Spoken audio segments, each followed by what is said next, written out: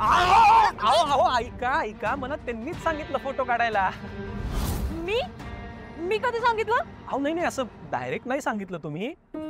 खरं तर तुमच्या सौंदर्यानेच मला सांगितलं तुमचे फोटो काढायला. कोणी? हा, मी ना एक हौशी फोटोग्राफर आहे. मला फोटो काढायला खूप आवडतात. पण खरं सांगू का, मी असे कोणाचे फोटो काढत नाही बरं का. खरं सांगायचं तर मी फोटो काढतच नाही. फोटोच मला निवडतात त्यांचे फोटो काढण्यासाठी. जसं आज यांच्या सौंदर्याला निवडलं. तुम्ही बघा फोटो किती छान आलेत बघा. कसला भारी आलाय. तुझी अक्का एवढी सुंदर दिसते हे आज मला कळतंय. राजताई बघ.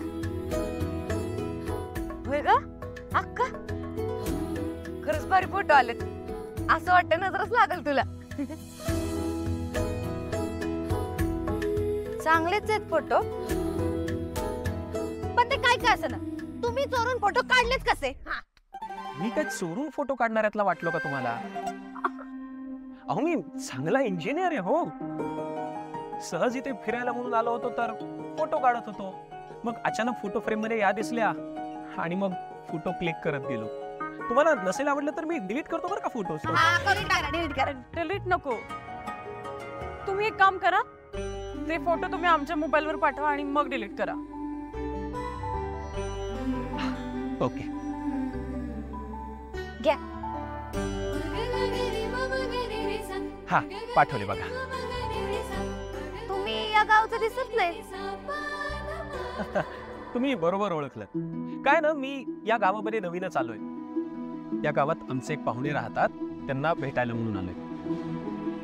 खरं सांगायचं तर त्यांनी माझ्यासाठी एक स्थळ आणले, त्याच मुलीला भेटायला आलोय.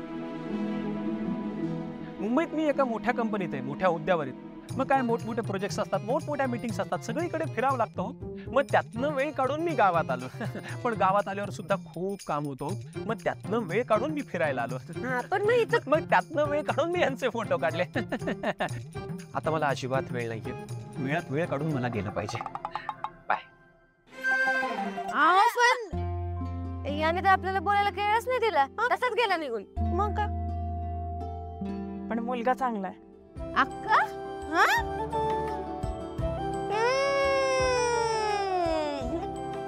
अजिबात मनात सुद्धा आणू नका. चला घरी. चल थांबा, चप्पल घालू दे मला पटकन का.